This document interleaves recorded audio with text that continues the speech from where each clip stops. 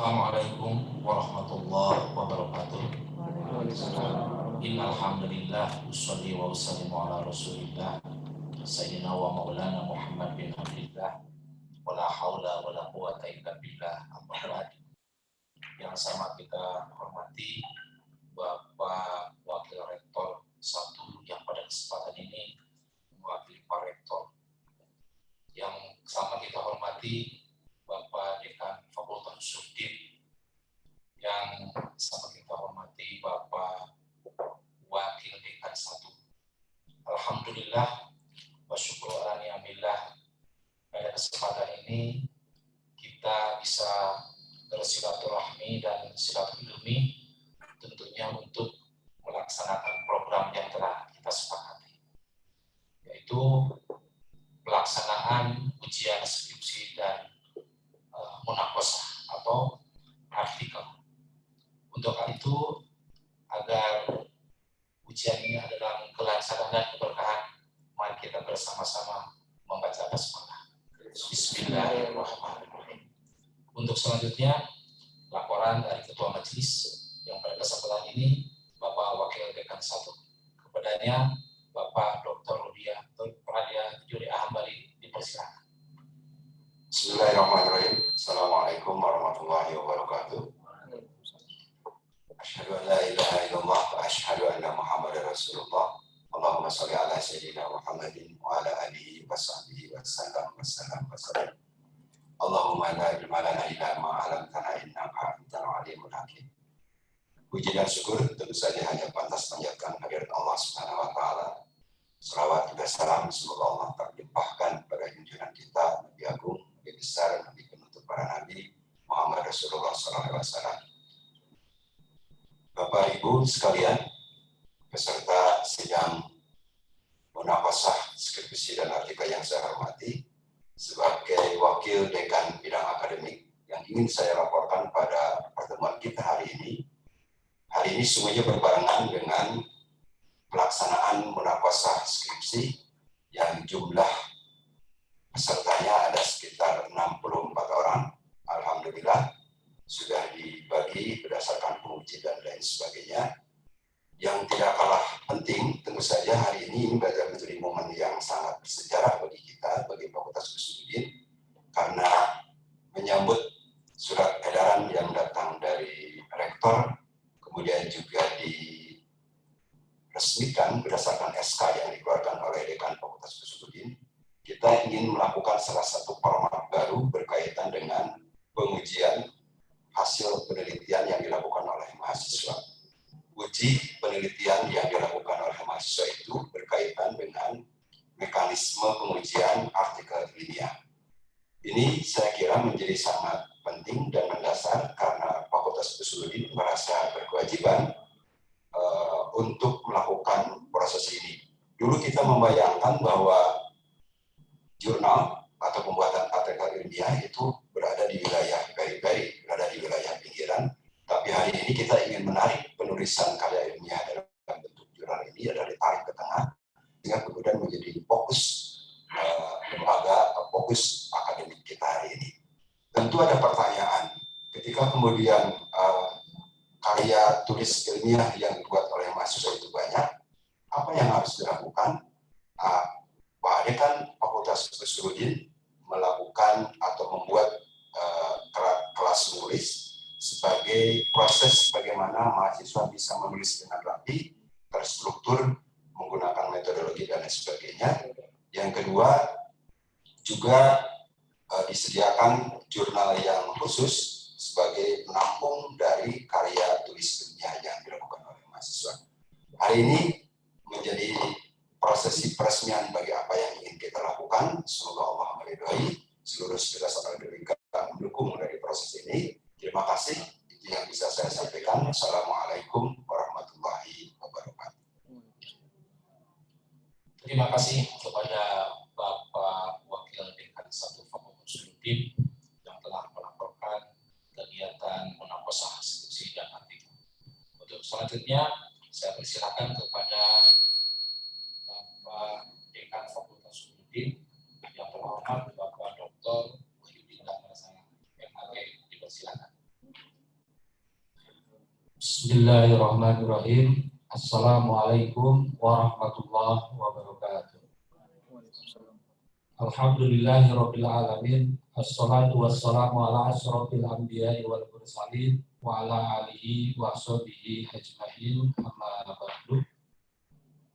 Yang kita hormati Bapak Rektor UIN Sunan Gunung Jati Bandung, yang dalam kesempatan ini telah hadir di hadapan kita yang mewakili beliau, Bapak Profesor Dr. Haji Rosihan Anwar MAG, selaku Wakil Rektor 1 UIN Sunan Gunung Jati Bandung, dan kami sampaikan terima kasih juga kepada jajaran Dekanat Fakultas Usuluddin, mulai dari para wahed, kemudian para jurusan, sekretaris jurusan, unit yang ada di lingkungan Fakultas Usuluddin, laboratorium, Iran Corner, kemudian seluruh sivitas dosen dan mahasiswa Fakultas Usuluddin.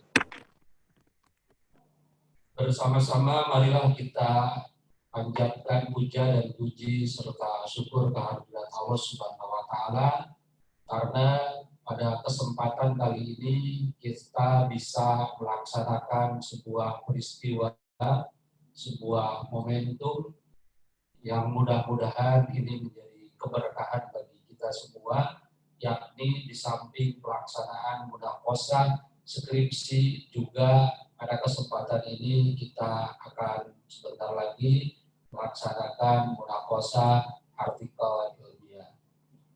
Shalawat dan salam senantiasa kita limpahkan kepada Nabi besar Muhammad SAW, yang senantiasa mudah-mudahan kita mendapatkan hikmah dari apa yang telah beliau ajarkan kepada kita semua.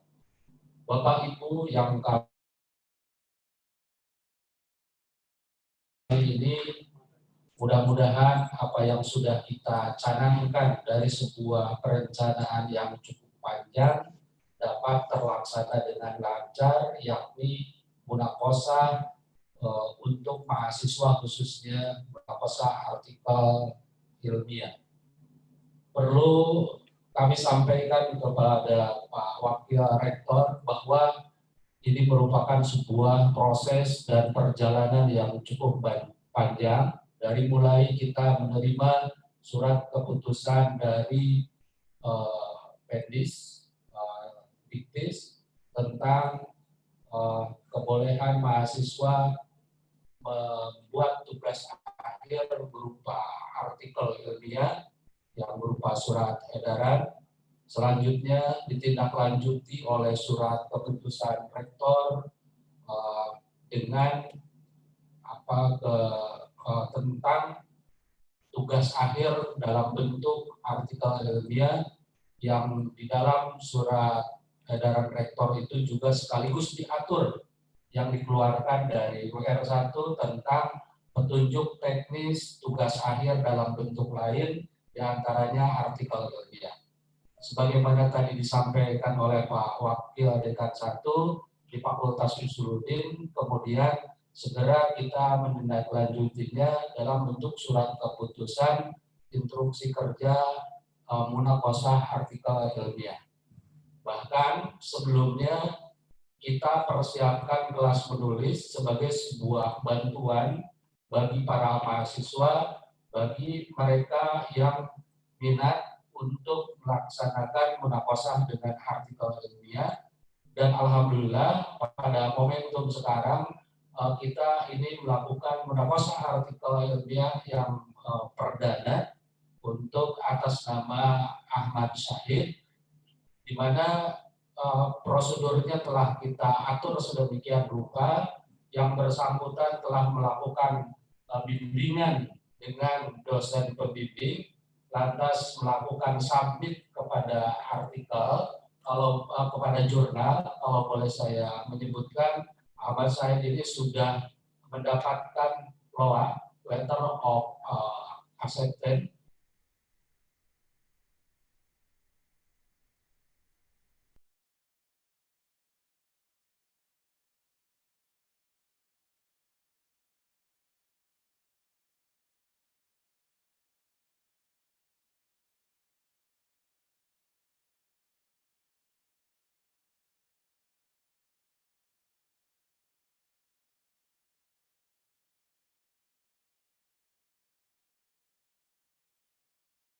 ini. Untuk lebih dapat hikmahnya, kami memberikan waktu seluas-luasnya kepada Bapak Wakil Rektor 1 untuk dapat memberikan arahan serta petunjuk sekaligus membuka kegiatan munaqashah skripsi dan artikel ini. Demikian, wabillahi taufiq wal hidayah. Wassalamualaikum warahmatullahi wabarakatuh. Terima kasih kepada Bapak Dekan Fakultas Usuluddin yang telah memberikan sambutan atas acara munaqashah ini. Untuk selanjutnya, saya persilakan kepada Bapak Rektor UIN Sunan Gunung Jati Bandung yang pada kesempatan ini diwakili oleh Bapak Wakil Rektor 1, Bapak Profesor Dr. Kiai Haji Yusuf Anwar, sekaligus memberikan arahan dan membuka acara sidang munaqashah skripsi dan artikel. Kepadanya dipersilakan. Bismillah, assalamualaikum warahmatullahi wabarakatuh. Alhamdulillahirabbil alamin wa bihi nasta'inu ala umuri dunya waddin. Wassalatu wassalamu ala asyrafil anbiya'i wal mursalin sayyidina wa maulana Muhammadin wa ala alihi wa ashabihi ajma'in amma. Yang saya hormati Bapak Dekan Fakultas Usuluddin UIN Sunan Gunung Jati Bandung, Bapak Dr. Haji Wahyudin Darmalaksana MAG beserta jajaran para wadek 1, wadek 3, hadirin yang hadir di kesempatan ini. Saya lihat ada beberapa, ada ketua jurusan, ada ketua lab, Ibu Kabak beserta jajaran, dan tentu tim IT, dan tentu juga yang akan ujian pada hari ini, yaitu Saudara Ahmad Syahid dan mahasiswa Usuluddin yang juga pada saat ini akan melaksanakan sidang munaqashah. Pada kesempatan yang berbahagia ini, saya ingin menyampaikan beberapa hal. Pertama, Pak Rektor tentu mengapresiasi atas inovasi yang dilaksanakan atau dilakukan oleh Usuluddin, dalam hal ini Pak Dekan beserta jajarannya, yang sudah mengeksekusi atau melaksanakan surat edaran Pak Rektor terkait dengan ujian tugas akhir mahasiswa S1 pengganti skripsi, yaitu artikel ilmiah. Dan sebagaimana tadi disampaikan oleh Pak Dekan, sesungguhnya ini juga merupakan perpanjangan dari kebijakan Kementerian Agama, dalam hal ini Dirjen Pendis dan Diktis, sehingga tentu saja ini bukan saja melaksanakan surat edaran Pak Rektor, tapi juga pada saat yang bersamaan juga melaksanakan surat edaran dari Kementerian Agama. Oleh karena itu, sekali lagi saya mewakili Pak Rektor mengucapkan terima kasih dan memberikan apresiasi yang sedalam-dalamnya. Memang di beberapa kesempatan Pak Rektor itu bertanya kepada saya, fakultas mana saja yang sudah melaksanakan surat edaran itu.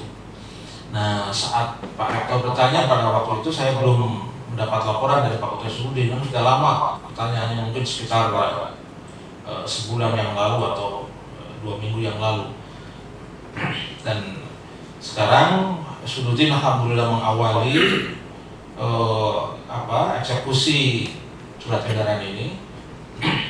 Saya berharap nanti terkait dengan prosedur, baik itu prosedur bimbingan sampai kepada proses pengajuan ke jurnal sehingga tadi dapat LOE dari perspektif. Nanti mungkin dari akademik minta itu untuk dijadikan bahan sebagai kalau pedomannya sudah ada sebenarnya di lampiran surat edaran, tapi teknis ujiannya kira ini juga perlu diseragamkan. Saya memang menginginkan ke depan format ujian munakosa itu seragam semua fakultas. Selama ini saya lihat beberapa fakultas itu berbeda. Usuludin itu senangnya masal-masal berjamaah, jadi biasa sholat berjamaah, jadi semakin banyak berjamaah semakin banyak. Biasanya kita digebergen dalam satu hari. Sebenarnya waktu itu sudah kita berpikir ya untuk mencoba di pagi-pagi, karena sesungguhnya ujian munakosa ini juga sebagai proses untuk tadi itu kata Pak Dekan itu proses untuk memperlihatkan ya temuan-temuan kepada publik. Kalau di disertasi itu kan ada ujian promosi. Kalau ini kan promosinya. Oleh karena itu mungkin juga bisa modelnya diikuti ya seperti ujian disertasi. Nah, yang saya lihat yang sudah melakukan itu Fakultas Sains dan Teknologi. Jadi prosesnya seperti itu, dan Fakultas Syariah. Nah, yang saya tahu itu ya, mungkin Sunudin nanti juga bisa melakukan seperti itu. Dibuatlah ujian munakosa ini benar-benar ujian untuk membuktikan bahwa proses penelitian ini dilakukan dengan sebaik-baiknya. Dan biasanya kalau dalam kondisi offline mungkin bisa mengundang juga mahasiswa lain. Nah, yang kedua, saya kira ke depan memang harus banyak yang seperti saudara Syahid ini, jadi mengganti skripsi dengan ilmiah. Karena pada dasarnya kalau merujuk kepada surat edaran sebelumnya, semua tugas akhir mahasiswa itu harus di-upload atau harus diterbitkan di jurnal. Sebenarnya semuanya harus begitu. Ya, baik itu skripsi, apalagi ini artikel.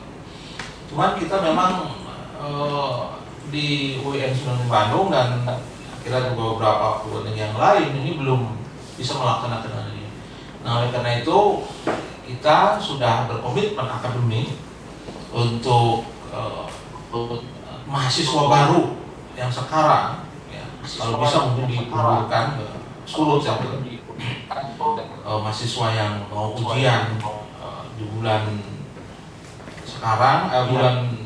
sekarang tuh Oktober ya, Desember nanti ya.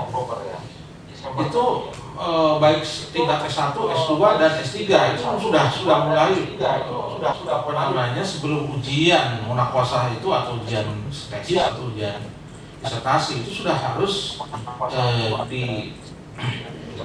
dipublik atau ditawarkan lah sebelum nanti dapat LOE. Sebab nanti mungkin finishing draft terakhir itu setelah ada ujian.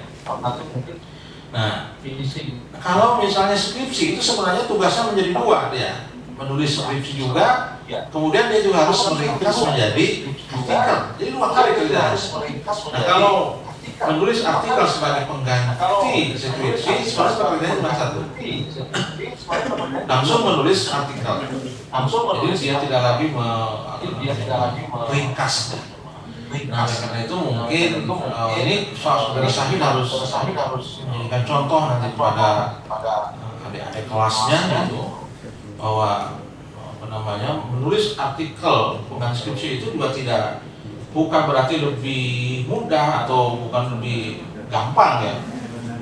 Dalam beberapa sisi mungkin bisa juga itu, karena artikel ini harus berhadapan dengan 4 orang sekaligus ya, membimbing 1, membimbing 2, reviewer 1, reviewer 2. Nah, apa namanya, tujuan lain ya kalau artikel itu biasanya publik itu tidak mau membaca skripsi dalam halaman yang banyak. Skripsi itu kan paling banyak, paling sedikit 40, 60. Kalau mahasiswanya semangat sampai 200. Bayangkan coba ya, manusia yang sangat sibuk pada hari ini harus membaca skripsi dalam halaman yang jumlahnya banyak begitu. Itu adalah. Nah, kalau artikel, apalagi artikel yang kemudian nanti dikemas dalam jurnal, misalnya kalau di jurnal tulisan tampilan tulisan menarik, maka ini memungkinkan untuk akses kepada peneliti itu lebih terbuka. Nah, karena itu pengganti skripsi ini punya peran yang benefit yang banyak. Yang ketiga, saya juga mungkin harus memberi apresiasi kepada Sudin dan Mas Pak Dekan yang sudah membuka kelas menulis. Ya. Akhirnya ini tren perguruan tinggi di mana-mana menulis kelas menulis. Karena memang ke depan publikasi UIN Bandung itu harus makin ditingkatkan untuk mempertahankan tren ya.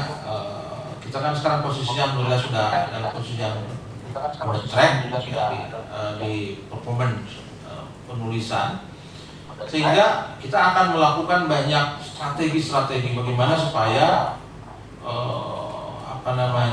performance ini dipertahankan dengan baik. Misalnya mempertahankan biometrik yang kita ambil nomor 1 di PTKIN Indonesia. Ini kira tentu dengan banyak artikel yang ditulis, lalu kemudian sekaligus juga kemudian di-upload, dijilid, ini kan tentu akan semakin memperbanyak publikasi, semakin banyak akses ke web kita. Dengan cara itu kita berharap tahun depan kita juga akan tetap mempertahankan ranking 1 di PTKIN ini. Nah, oleh karena itu pada kesempatan ini sekali lagi saya memberikan apresiasi sedalam-dalamnya kepada Putra Sudin yang sudah menginisiasi. Dan karena ini yang pertama ya, yang saya tahu, atau mudah-mudahan setelah ini karena pada proyek 1 belum melapor ke saya, dan nanti pada rapat rutinan nanti akan kita coba untuk memberikan report dari masing-masing fakultas terkait dengan eksekusi surat edaran ini. Saya kira itu sambutan dari saya, dan dengan membaca basmalah acara mengeposah baik skripsi maupun pengganti skripsi artikel, mari kita sama-sama membuka. Bismillahirrahmanirrahim. Assalamualaikum warahmatullahi wabarakatuh. Ini dapat kita laksanakan dengan lancar. Dan untuk mengakhiri acara ini, mari kita berdoa bersama-sama. Rabbana atina fid dunya hasanah wa fil akhirati hasanah wa qina adzabannar. Wallahumma waffiq ila aqwamit thoriq. Wassalamualaikum warahmatullahi wabarakatuh. Kepada ketua majelis dipersilakan untuk mempersilahkan mahasiswa yang akan diuji, dan kepada para pembimbing sekaligus penguji untuk menempati tempat yang telah disediakan. Bismillahirrahmanirrahim. Assalamualaikum warahmatullahi wabarakatuh. Bapak Dekan yang saya hormati, Dr. Wahidin Dara Laksana MAG, Bapak Penguji 1, Bapak Penguji 2, Ibu Pembimbing 1 dan 2, hari ini sebagaimana tadi disebutkan di dalam acara pembukaan, kita akan melaksanakan sidang munaqashah skripsi dan artikel ilmiah. Pada kesempatan hari ini kita akan menguji salah seorang peserta sidang munaqashah artikel atas nama Ahmad Syahid dari jurusan Ilmu Al-Quran dan Tafsir. Judul yang hendak diuji pada hari ini adalah tentang moral kekhalifahan manusia di dalam Al-Quran. Saudara Ahmad Syahid dipersilahkan untuk menyampaikan temuan pada kesempatan hari ini, pertanggungjawaban apa yang Anda tulis dalam jurnal dengan judul Moral Kekhalifahan Manusia dalam Al-Quran.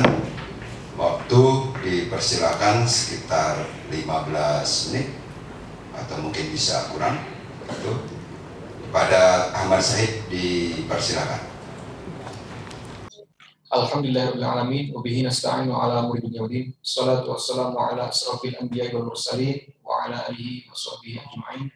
Amma ba'du. Yang saya hormati Dekan Fakultas Usuluddin Dr. Wahidin Darmalaksana MAG, yang saya hormati Wakil Dekan 1 Dr. Adia Ili Hambali MA, yang saya hormati Wakil Dekan 3 Dr. Muhlas MHum, serta yang saya hormati dosen pembimbing 1 Profesor Dr. Haji Rozan Anwar MAG, yang saya hormati dosen pembimbing 2 Bapak Icap Ismail MAG, yang saya hormati dosen penguji sidang pada hari ini Ibu Irma Riani PhD dan Bapak Dr. Muhlas MHum.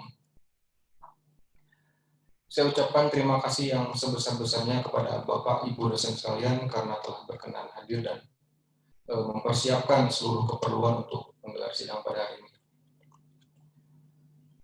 Baik Bapak Ibu dosen sekalian yang Allah muliakan, saya akan menjelaskan mengenai artikel ilmiah saya yang berjudul Moral Kekhalifahan Manusia dalam Al-Quran menurut Teori Ekoteologi Islam, Studi Tafsir Tematik. Adapun artikel ini terdiri dari 29 halaman dan diselesaikan dalam waktu sekitar 1 bulan. Artikel ilmiah ini memuat bagian pendahuluan, yang pertama pendahuluan, lalu ada hasil pembahasan, yang terakhir kesimpulan. Yang pertama saya akan membahas mengenai pendahuluan.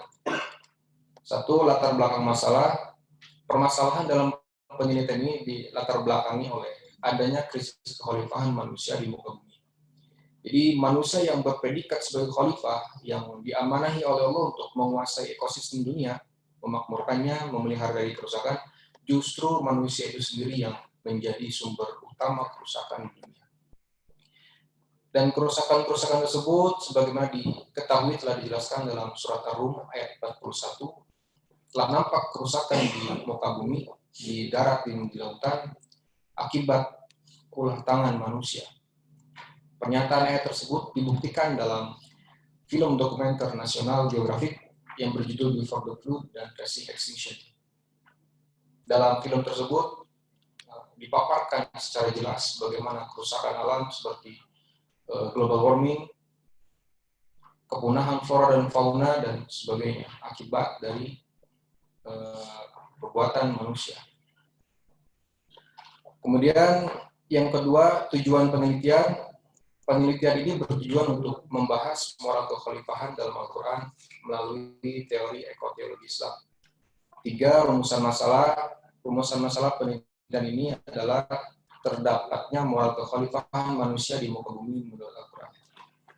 Keempat, pertanyaan penelitian. Pertanyaan penelitian yang pertama, bagaimana pengertian moral dan kekhalifahan? Yang kedua, bagaimana ayat tentang kekhalifahan dalam Al-Quran? Yang ketiga, bagaimana moral kekhalifahan menurut Al-Quran? Poin 5, tinjauan pustaka. Ada beberapa penelitian terdahulu yang dijadikan tinjauan pustaka dalam penelitian ini. Yang pertama, penelitian yang dilakukan oleh Sofyan Anwar Mufid yang berjudul Islam dan Ekologi Manusia.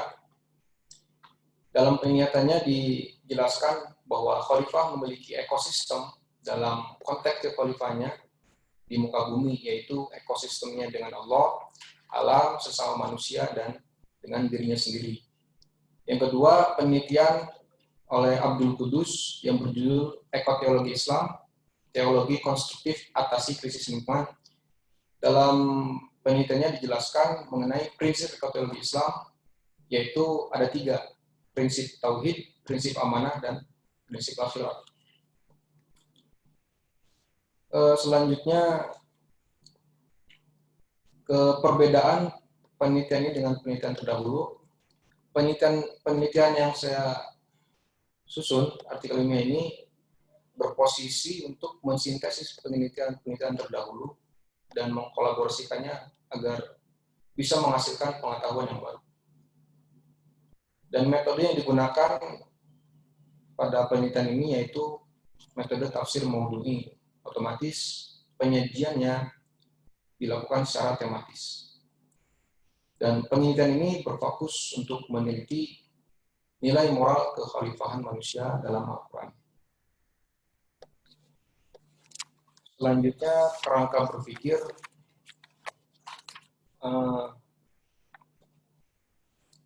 Kerangka berpikir penelitian ini disusun berdasarkan tinjauan pustaka sebelumnya. Yang pertama akan dijelaskan mengenai pentingnya memahami kekhalifahan, hakikat hidup sebagai khalifah. Jadi manusia sebagai makhluk yang diciptakan oleh Allah dengan sempurna harus memahami dirinya dengan baik sebagai khalifah di muka bumi. Karena sebagaimana yang diketahui, kerusakan-kerusakan yang terjadi di muka bumi justru terjadi oleh akibat perbuatan manusia itu sendiri. Pemahaman tentang khalifah tersebut diartikan sebagai nilai-nilai moral yang harus dijadikan pedoman dalam menjalankan kekhalifahan. Moral itu sendiri dipahami sebagai pengetahuan atau nilai-nilai tentang bagaimana seseorang itu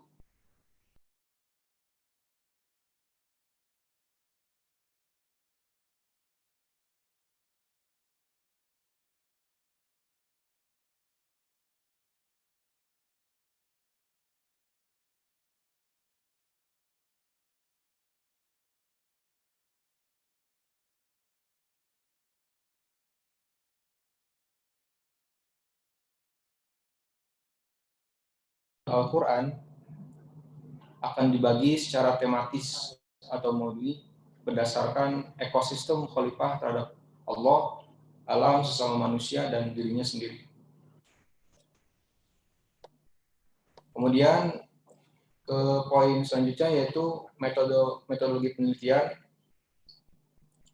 Penelitian ini adalah penelitian kualitatif yang dilakukan dengan studi pustaka. Metode yang digunakan yaitu metode tafsir maudhu'i dengan sedikit analisis semantik dalam perspektif ekoteologi Islam. Kemudian yang kedua saya akan membahas mengenai hasil pembahasan dalam penelitian ini. Yang pertama mengenai teori ekoteologi Islam. Jadi ekoteologi Islam ini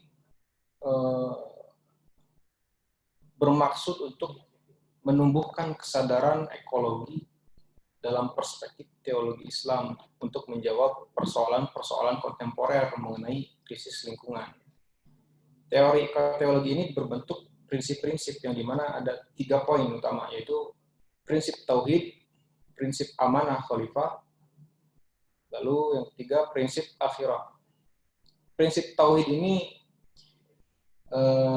bermaksud agar khalifah itu meyakini bahwa segala hal di dunia ini seluruhnya merupakan milik Allah, bersumber dari Allah dan akan kembali kepada Allah sang pemilik.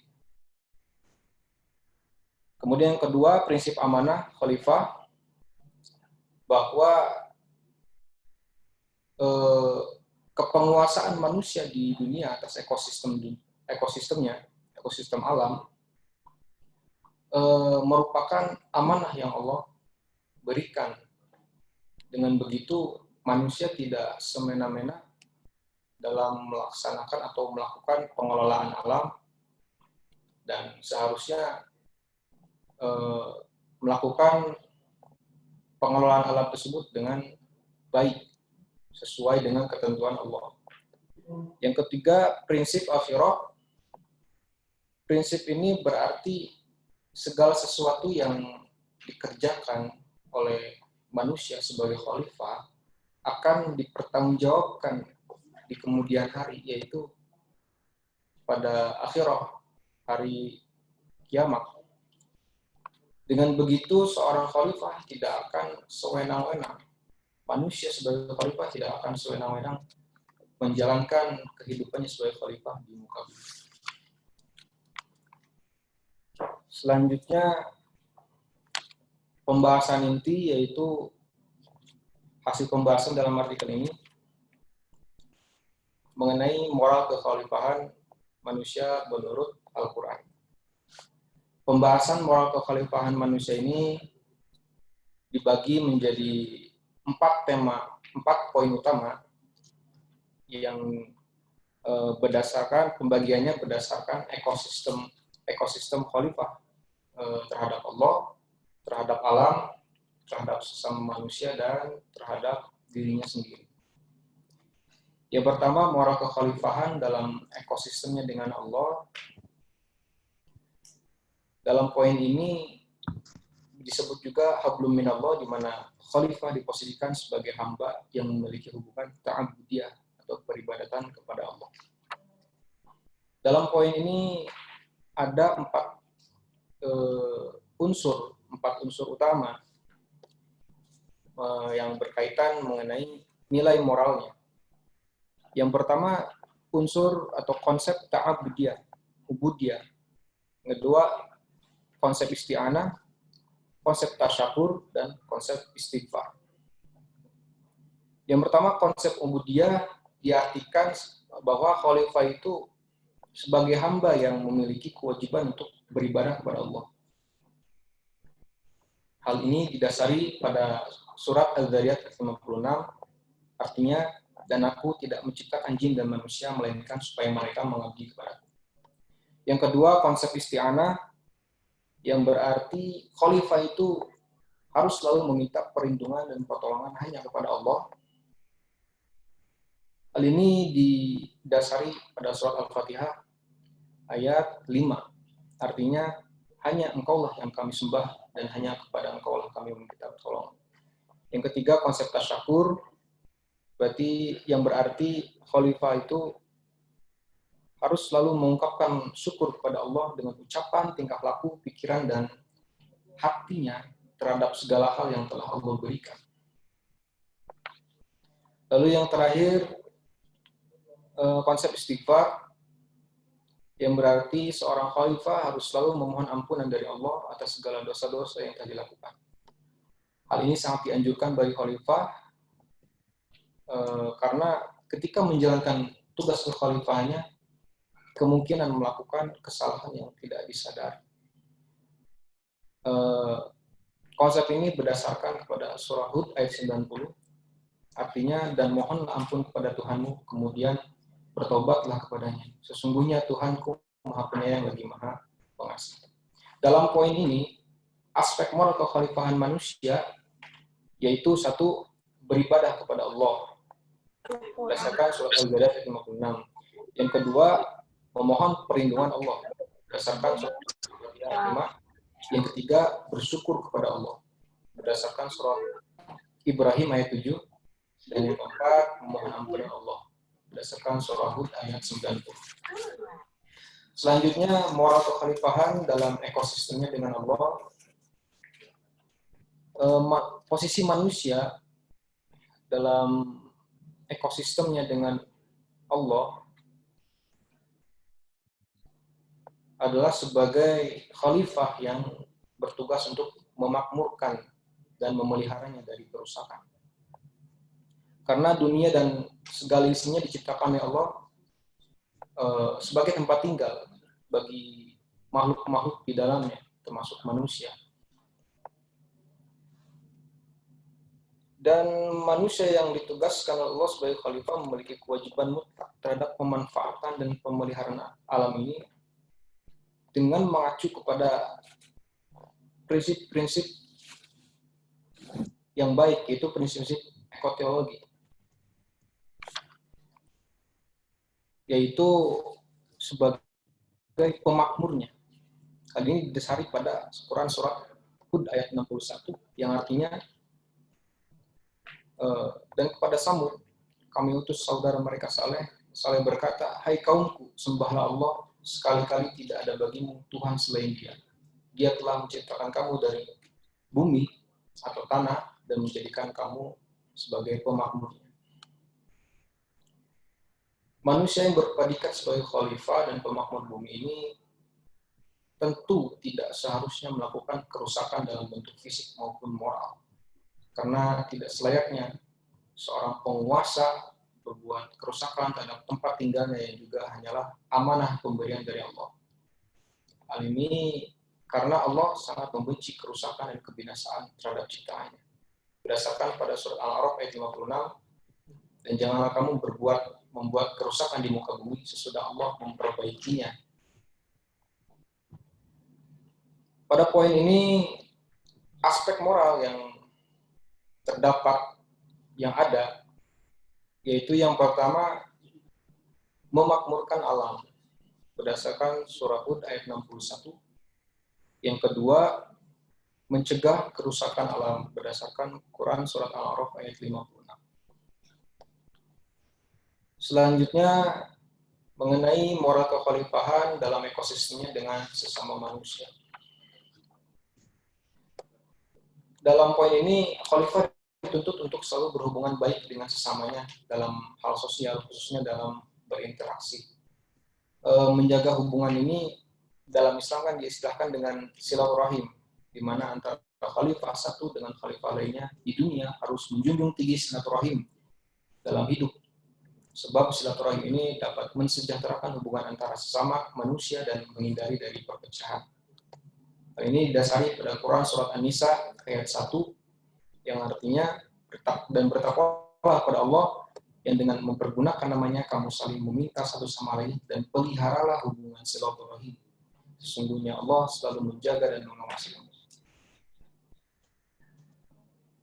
Kemudian sebagai sesama makhluk hidup, antara khalifah satu dengan khalifah lainnya berperan penting dalam upaya pengelolaan alam dan saling bersinergi serta menyadari eksistensinya sebagai makhluk yang diberi kekuasaan dunia. Selain itu, khalifah juga membangun peradaban mereka, menciptakan teknologi demi kemajuan hidup dan tentunya dengan batas-batas tertentu yang tidak merusak tatanan ekologis. Sedangkan sebagai sesama hamba Allah, sesama khalifah bertanggung jawab atas seluruh hal yang telah menjadi kewajibannya dalam kekhalifahan. Salah satunya memutuskan suatu perkara di antara manusia dengan adil dan tidak mengikuti hawa nafsunya. Termasuk juga itu dalam kewajiban khalifah sebagai penguasa atau pemimpin di antara manusia. Hal ini didasari pada Quran Surat ayat 26 yang artinya, hai Daud, sesungguhnya kami menjadikan kamu khalifah, penguasa di muka bumi, maka berilah putusan perkara di antara manusia dengan adil dan janganlah kamu mengikuti hawa nafsu.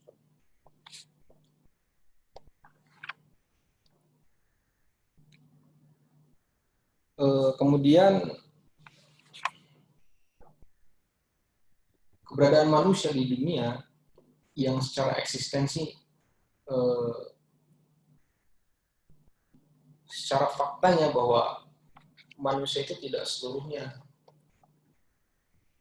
menjalankan tugas kekhalifahan.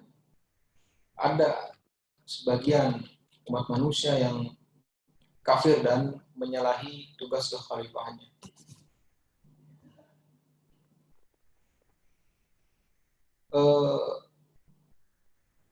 Dalam hal ini didasari pada Quran surah Fatir ayat 39 yang artinya dialah yang menjadikan kamu sebagai khalifah-khalifah di muka bumi. Barang siapa yang kafir, maka akibat kekafirannya menimpa dirinya sendiri. Dan kekafiran orang-orang yang kafir itu tidak lain hanyalah akan menambah kemurkaan pada sisi Tuhan. Dan kekafiran orang kerugian mereka belaka. Dalam poin ini aspek moralnya yaitu satu, silaturahim berdasarkan surah An-Nisa 1, yang kedua berlaku adil dan tidak mengikuti hawa nafsunya berdasarkan Quran Surah Shad ayat 26. Dan yang ketiga, komitmen dengan tugas kekhalifahan berdasarkan Quran Surah Fatir ayat 39. Lalu poin terakhir yaitu moral kekhalifahan. Bisa dipercepat, Ya, Pak. ringkas saja. Yang terakhir, moral kekhalifahan dalam ekosistem dengan dirinya sendiri. Langsung saja bahwa aspek moral dalam poin ini yaitu satu, menjaga keseimbangan hak jiwa dan raga berdasarkan Quran Surat Al-Qasas ayat 77. Dan yang kedua, sebagai poin utama, yaitu seorang khalifah terhadap dirinya sendiri harus memelihara diri dari api neraka berdasarkan Quran Surat At-Tahrim ayat 6.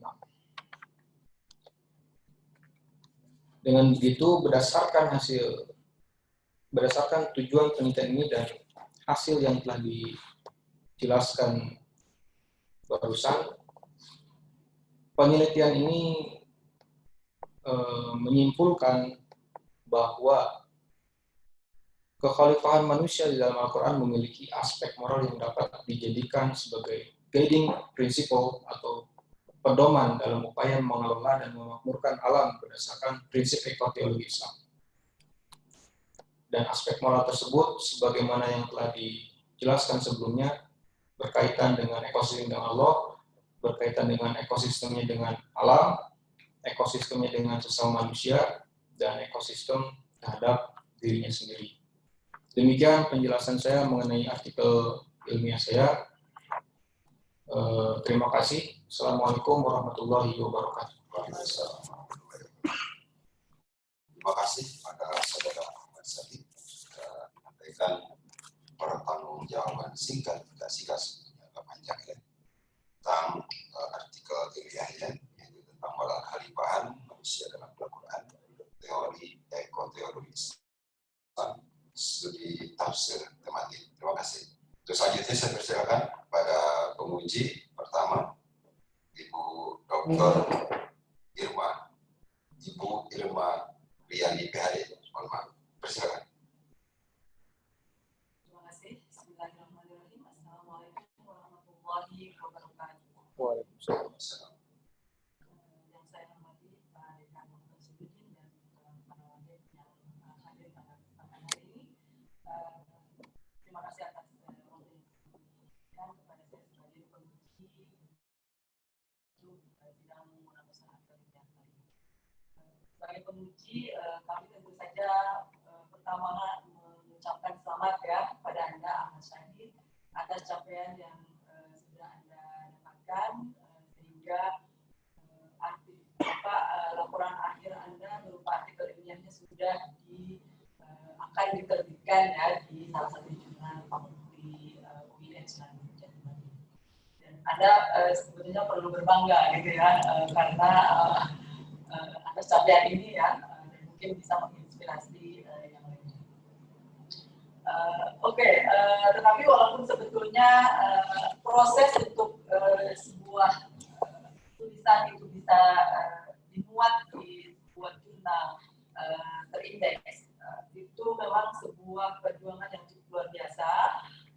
Terlebih lagi kan salah satu proses untuk bisa diterima itu adalah melalui tahapan review gitu ya, dan Anda sudah melewati itu proses review, tetapi kan proses di fakultas sebagai bagian dari yang mengantarkan Anda untuk sampai diterimanya artikel tersebut melalui bimbingan dan sebagainya, tetap harus ada proses pengujian ya dalam hari ini. Dan hari ini adalah prosesnya di mana Anda akan diuji tentang laporan tugas akhir Anda dari jurnal artikel.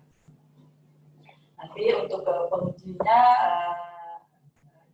hari ini ada dua ya, yaitu saya sebagai penguji satu berkaitan dengan isi dari materi yang artikel yang sudah Anda tuliskan, dan juga nanti akan disampaikan bagian metodologi oleh Pak Dr. Baik, proses pengujian ini tentu saja adalah juga sebagai sarana dalam nanti menyempurnakan proses akhir dari catatan-catatan yang sudah diberikan oleh Terima kasih atas pemaparannya tadi, sudah saya dengarkan dan juga saya sudah baca secara sekilas juga laporan Anda. Kalau dilihat dari segi judul, sebetulnya memang artikel ilmiah Anda sudah sangat layak ya. Di sini saya bacakan bahwa judul yang Anda berikan di sini adalah moral kekhalifahan manusia dalam Al-Quran menurut teori ekoteologi Islam studi tafsir tematik. Ini sebetulnya kalau untuk sebuah artikel memang perlu ada sebuah analisis yang kemudian itu sudah Anda jelaskan di dalam judul ya, dan judul itu memang memberikan isi ya, mencerminkan isi tentang artikel yang Anda tuliskan itu. Jadi ini sudah sangat luar biasa dengan pemilihan judul seperti ini juga tentang kelayakan diterima di salah satu jurnal. Baik, namun demikian tadi dari penjelasan ada beberapa aspek tentunya yang kemudian ingin saya tanyakan berkaitan dengan judul yang Anda berikan tadi. Yang pertama itu tentang istilah ekoteologi, gitu ya. Di kita memang masih belum terlalu familiar dengan istilah ekoteologi. Tadi Anda sudah memaparkan tentang ada 3 prinsip dari ekoteologi. Nah, yang ingin saya tanyakan sebetulnya ini 3 prinsip itu apakah memang Anda ambil teori tersebut dari teori yang sudah ada, yang sudah disampaikan oleh peneliti sebelumnya, ataukah Anda 3 prinsip itu Anda dapatkan dari ayat-ayat yang sudah Anda kumpulkan sebagai bagian dari metode tematik. Itu pertanyaan yang pertama. Kemudian untuk pertanyaan yang kedua, di sini saya melihat bahwa Anda kan melakukan penelitian ini dengan metodologi tematik, tafsir tematik. Nah, mungkin ini saran saya untuk pernah menjelaskan ada penjelasan metodologi tematiknya itu, ya yang saya lihat itu cuma baru satu kalimat ya, jadi perlu ada mungkin 2 tambahan 2 kalimat, dan juga mungkin rujukan yang perlu disertakan ya, tambahkan dengan rujukan dari buku primer ya, jadi ada acuan primernya tentang kalau tafsir Maududi kita mungkin rujukan primer yang biasa kita menggunakan adalah dari Abu Haid al-Maududi ya. Nah, saya ingin mengetahui sebetulnya ayat-ayat yang sudah Anda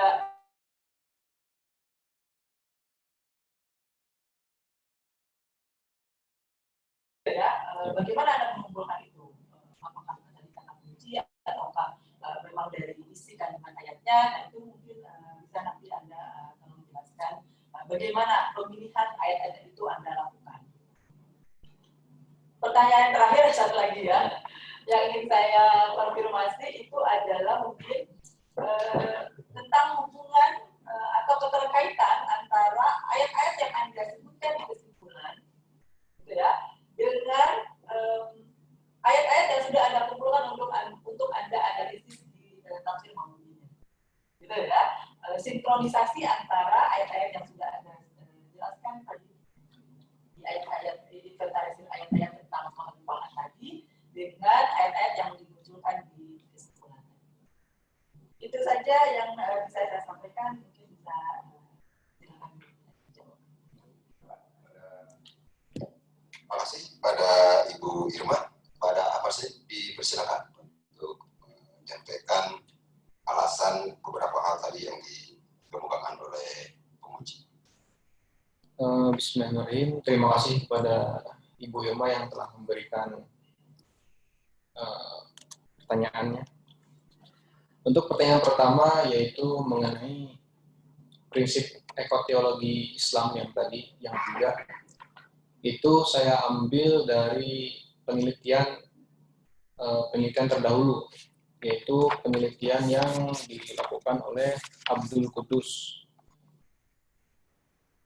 yang berjudul Ekoteologi Islam, Teologi Konstruktif Atasi Krisis Lingkungan. Jadi saya mengambil ekoteologi itu dari hasil penelitian beliau. Sudah terjawab. Kemudian untuk pertanyaan kedua, bagaimana cara saya menelusuri ayat-ayat mengenai khalifah ini. Untuk langkah pertamanya saya melakukan penelusuran di aplikasi Kisof dengan secara tekstual, berdasarkan huruf kha, lafa, dikumpulkan semua. Lalu setelah dikumpulkan semua itu dikategorisasi lagi berdasarkan kontekstualnya, sehingga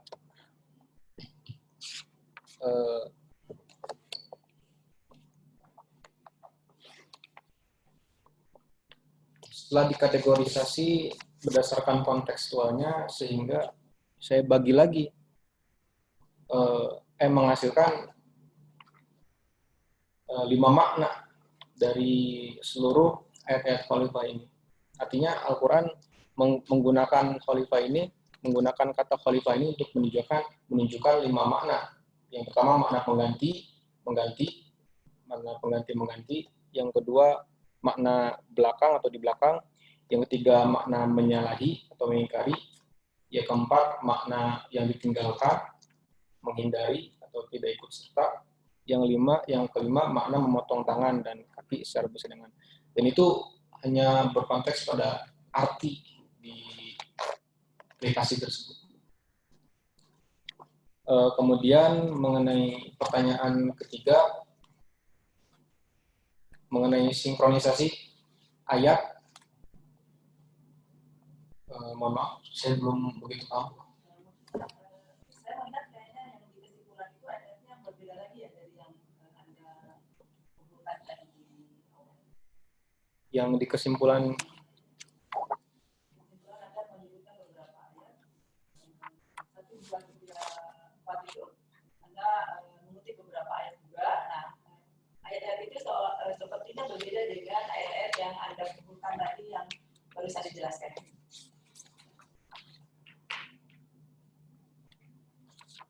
Kedua ayat tentang khalifah dalam Al-Quran.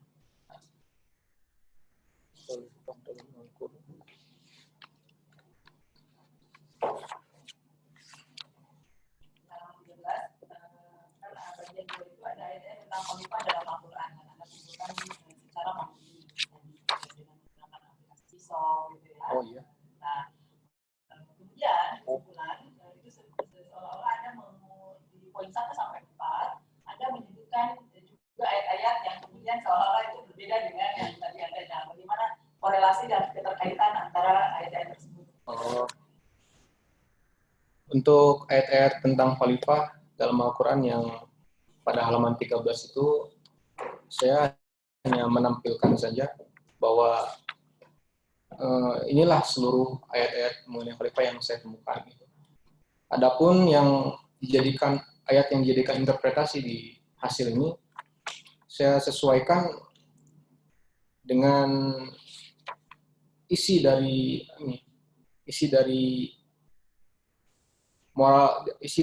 ekosistem khalifahnya. Artinya kan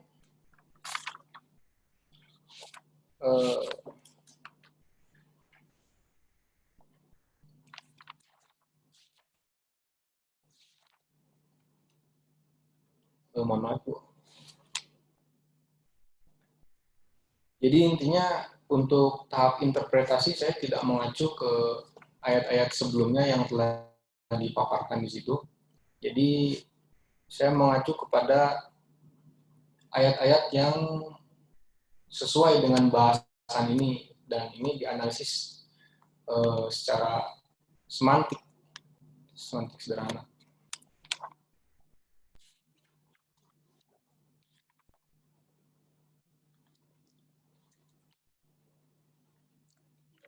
Ya, dengar.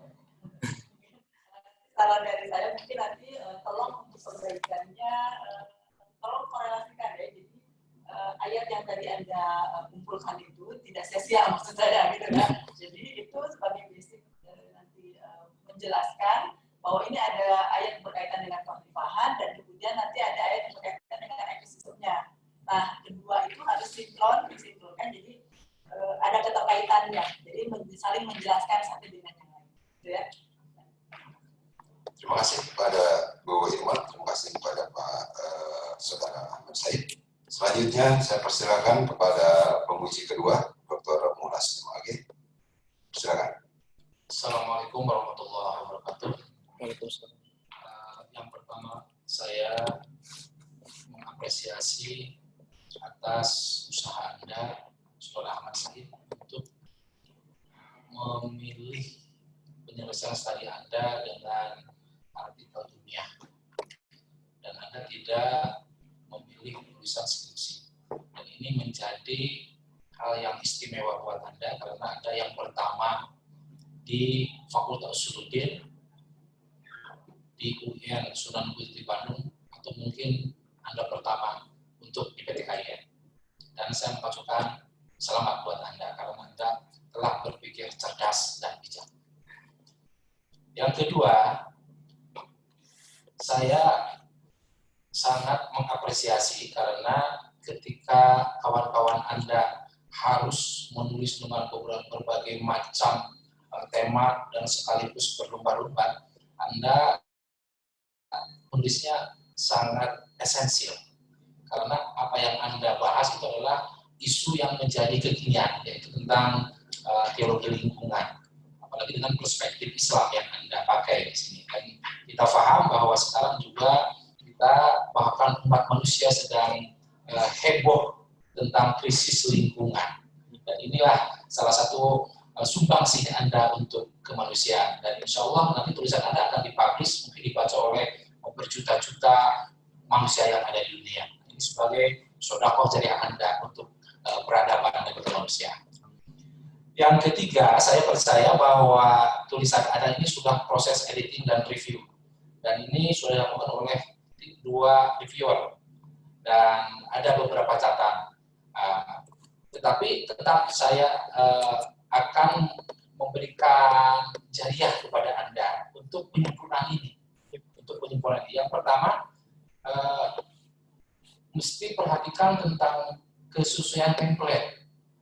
Karena itu yang akan menjadi standar tulisan di jurnal itu, template-nya seperti apa. Karena itulah akan menjadi pengalaman Anda, dan mungkin nanti Anda akan menulis produktif di beberapa jurnal ke depannya. Saya percaya itu. Maka perhatikan kesesuaian template. Yang kedua, agar informasi yang diberikan kepada masyarakat itu tidak out of date, maka pertimbangkan referensi yang Anda gunakan 5 tahun ke belakang. Jadi jangan sampai Anda menggunakan tahun 2010, 2000 misalnya, apalagi yang lama, kecuali memang buku babon yang memang dikarangnya oleh tokoh-tokoh besar misalnya, yang hidupnya berabad yang lalu, itu mungkin buku babonnya, buku primernya. Tetapi untuk melengkapi hal apapun, Anda perhatikan 5 tahun terakhir lah. Karena itu menjadi informasi terbaru buat Anda, dan juga untuk tidak jauh berbeda dengan penelitian sebelumnya. Kemudian hal yang terpenting, ini mungkin kita mesti belajar kepada penulis-penulis luar ya. Seakan-akan mereka luput dari kesalahan dari sisi bahasa. Entah itu dalam tanda baca, atau dalam penggunaan kalimat atau penggunaan kata, terutama dalam penggunaan huruf. Misalnya, konjungsi, ya jangan disimpan di awal kalimat. Nah, saya melihat beberapa tulisan Anda kata konjungsi di awal kalimat. Misalnya kata namun, tetapi, itu juga itu menunjukkan tanakul kata-kata itu. Misalnya Ahmad Said, orang yang tampan, tetapi misalnya jarang mandi itu kan nggak elok. Nah, atau namun jarang mandi itu elok. Jadi kata namun itu adalah kata tanakul yang tidak boleh digunakan pada awal kalimat. Konjungsi, interogasi, imperatif itu nggak boleh. Jadi usahakan kalimatnya kata isim, kata benda yang harus diawalkan. Kemudian yang kedua, Anda pun mesti menggunakan, penulisannya harus menggunakan makna ganda, makna tunggal, jangan makna ganda. Nah, sebab tulisan ilmiah baku itu akan berbeda dengan tulisan ilmiah populer, apalagi dengan bahasa populer. Sebab kalau menggunakan bahasa ganda itu repot, orang bisa menerjemahkan apapun. Misalnya ada kalimat misalnya dalam pemaparan di atas, itu makna ganda. Jadi orang bisa melihat ke langit-langit kalau pemaparan di atas.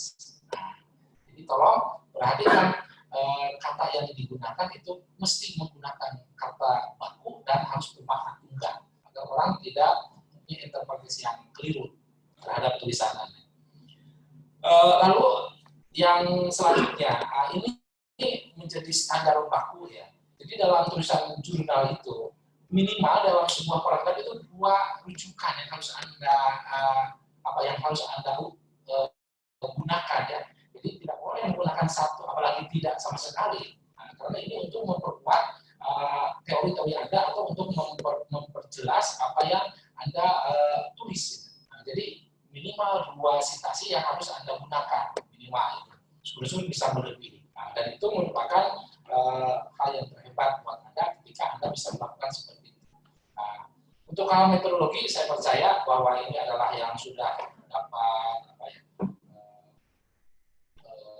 dapat apresiasi dari beberapa reviewer, terutama karena ini sudah diterima di jurnal dan insya Allah ke depan Anda akan menjadi penulis produktif kalau bisa memperhatikan yang tadi tentang referensi, penggunaan bahasa dan sitasi yang Anda demikian. Jadi saya hanya buat punya Anda dan mudah-mudahan semangat Anda bisa ditularkan kepada yang lain. Saya mengharap semua masyarakat sudut itu bisa seperti Anda. Demikian. Terima kasih, Pak.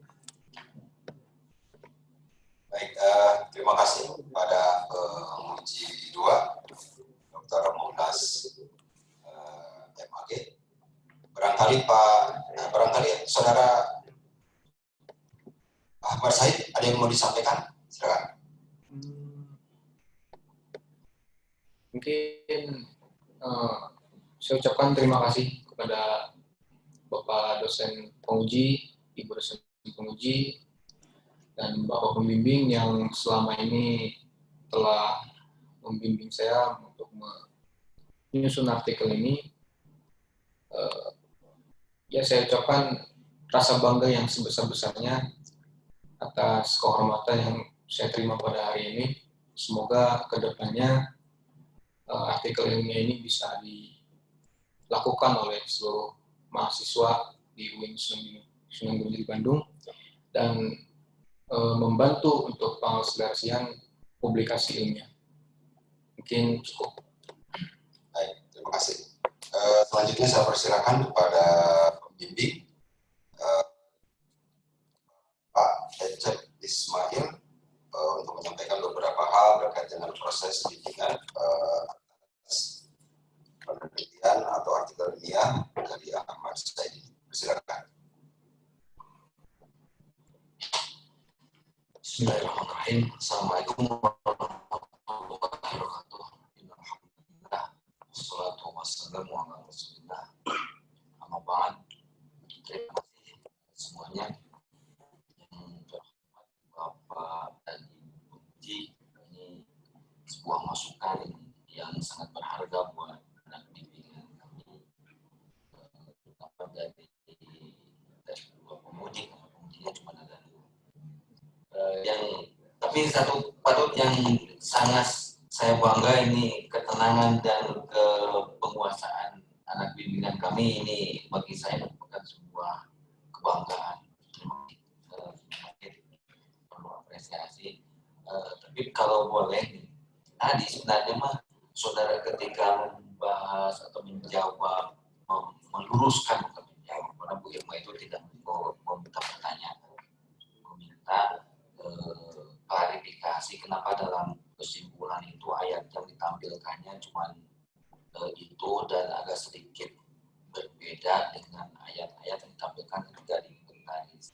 Sebenarnya saya sangat setuju dengan tulisan saya itu karena yang namanya tadi sudah disebutkan bahwa jumlah ayat tentang kekhalifahan itu dalam Al-Quran sangat banyak. Tetapi yang menukik tentang etika moralnya itu tidak semuanya ayat Al-Quran berbicara tentang itu. Saya sangat setuju dengan pembatasan jumlah ayat yang merupakan inti pembicaraan yang terkait dengan etika atau moral kekhalifahan. Sehingga saya tidak begitu mengoreksi untuk menambahnya, Ibu penguji. Saya pikir cukup dengan ayat-ayat yang sangat representatif untuk menampilkan moral kekhalifahan itu sudah cukup, karena tidak semua ayat Al-Quran yang berbicara tentang khalifah membicarakan tentang etikanya. Saya pikir itu, tapi ya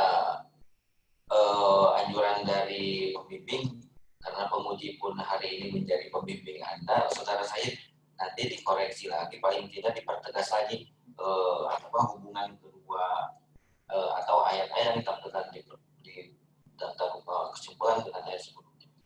Untuk penguji Pamulas ini terima kasih, ini apresiasi yang konkret itu insan langsung dirasakan, dan saya pikir memang ada beberapa yang lolos wajar, ya kan, wajar ketika ada pernyataan-pernyataan kalimat yang mestinya tidak dilakukan seperti tadi penjelasan ayat-ayat di atas, mungkin ini bermakna ganda, meskipun dalam karya tulis seperti ini orang sudah bisa memahami, tidak akan memaknai makna lain selain pernyataan proposisi sebelum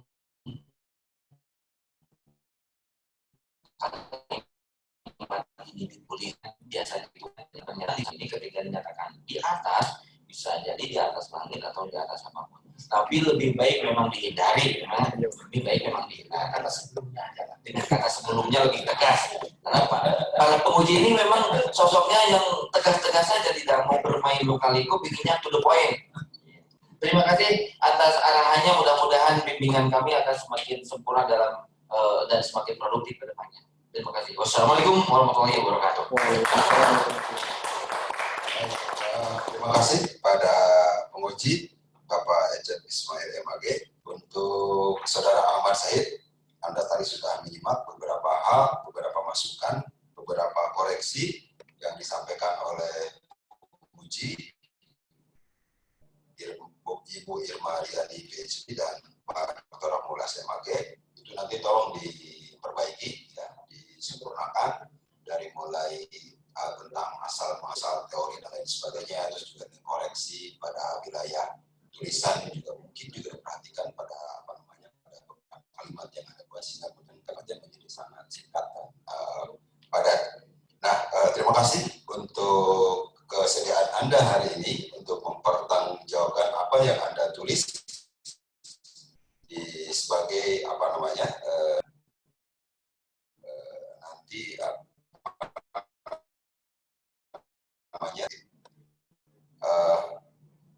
terima kasih kepada saudara. Saya ucapkan sekali lagi selamat. Mudah-mudahan ini menjadi isyarat baik